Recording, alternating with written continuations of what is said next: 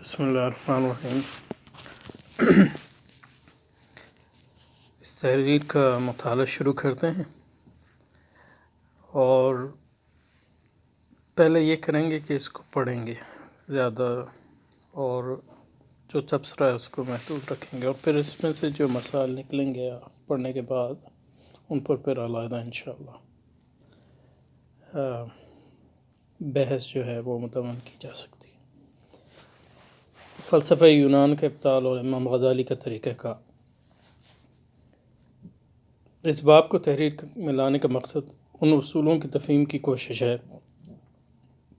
جو مغربی فلسفے اور بالخصوص یونانی مابعد الطبیعیات کی تنقید سے متعلق امام غزالی کی تحریروں میں نظر آتے ہیں۔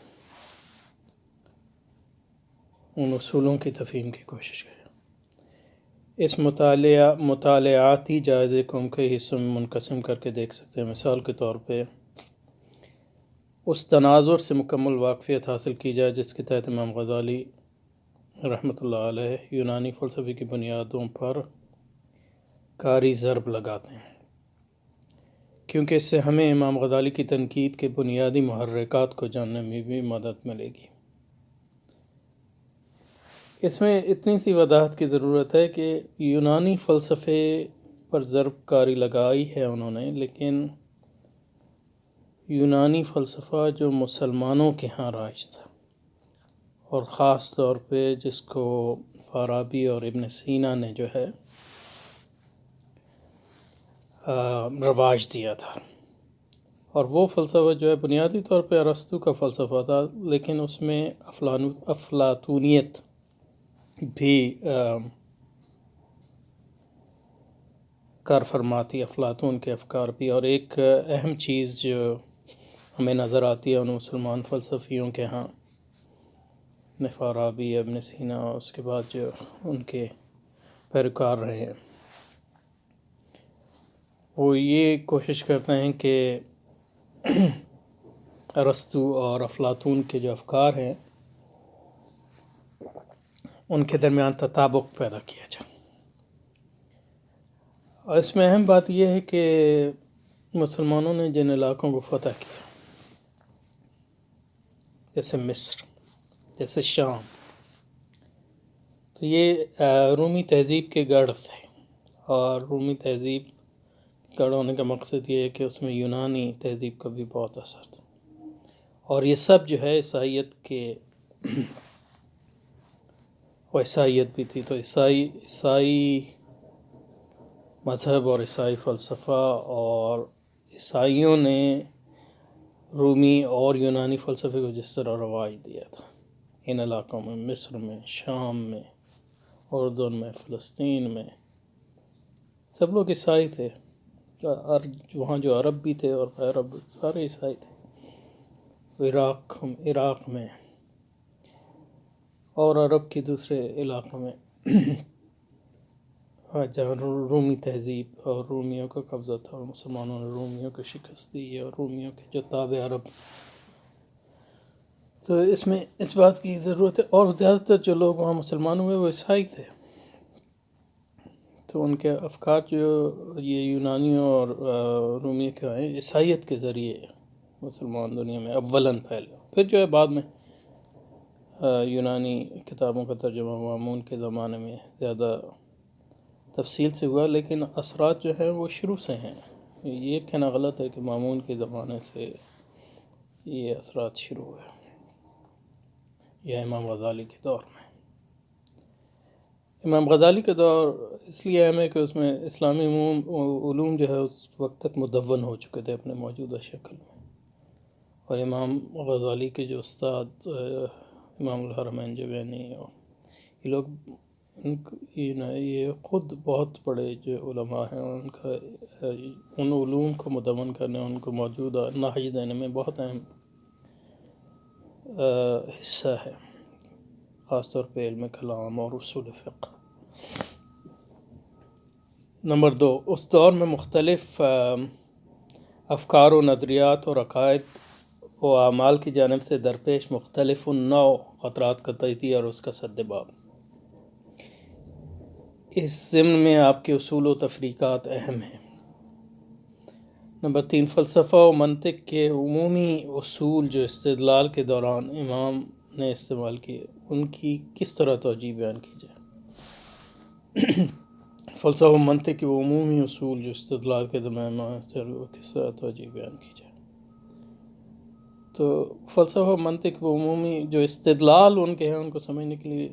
اہم ہے کہ ان کی کتابوں کا گہرا مطالعہ کیا جائے، نہ صرف یہ کہ فلسفے پر جو ان کی کتابیں یا منطق پہ ان کی کتابیں،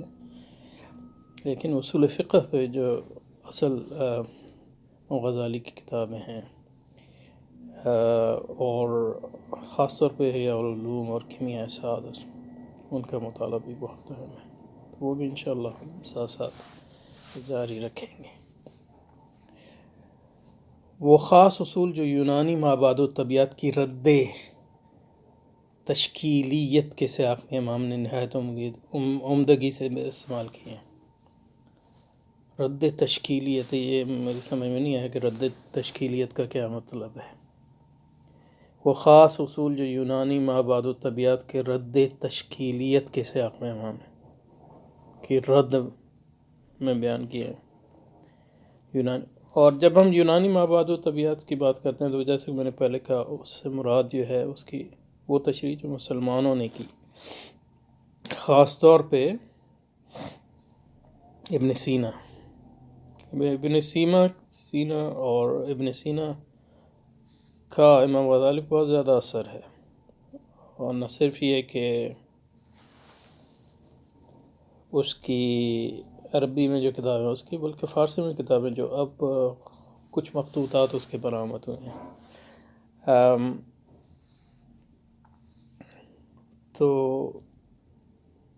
یونانی مابعد اور ابن سینا کے جو تشریح تھی یونانی مابعد الطبیعت کی، اس کا بڑا اثر ہوا ہے۔ تو آپ دیکھیں کہ ابن رشد جو ہے اتنا بڑا مالکی عالم ہے، مجتہد ہے، ابن رشد الحفید، اور اس کے دادا بھی،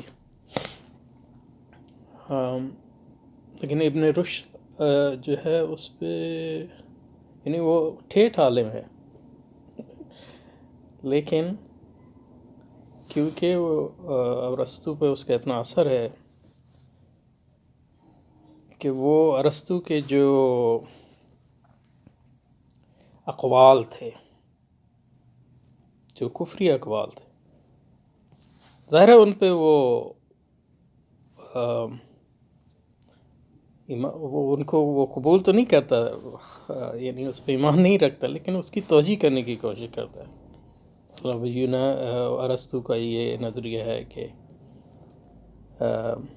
عالم قدیم ہے، یعنی عالم ہمیشہ سے۔ تو یہ کھلا جو اسلامی عقائد ہے اس کی مخالفت ہے، کیونکہ قدیم صرف اللہ تعالیٰ کی ذات ہے۔ لیکن یہ کہ ابن رشد جو ہے اس کی توجیہ کرنے کی کوشش کرتا ہے، اس طور پہ کہ وہ اسلامی عقائد سے اس کی مطابقت پیدا ہو جائے۔ تو اس میں بڑا خطرہ یہ تھا کہ اس طرح جو ہے اسلامی عقائد ان توجیہات کے نتیجے میں اسلامی عقائد رفتہ رفتہ جو ہے تحلیل ہو جائیں گے اپنی اصلیت سے۔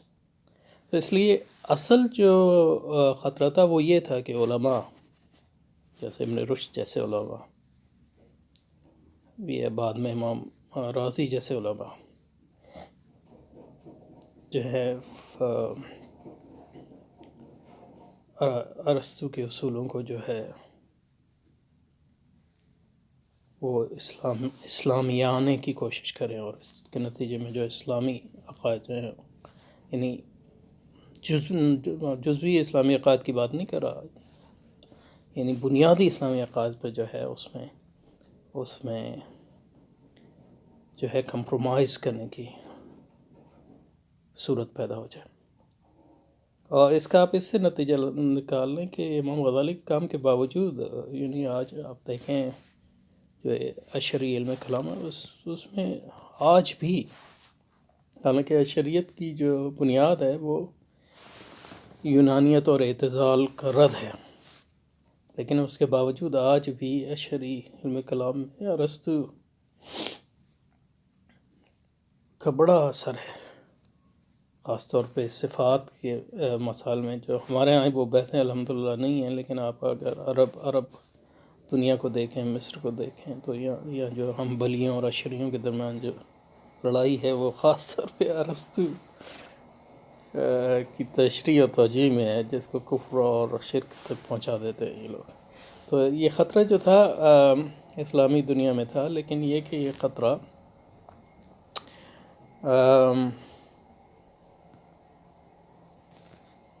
علماء پر تھا سب سے زیادہ. اور امام غزالی کا جو اصل کارنامہ وہ یہ نہیں ہے کہ،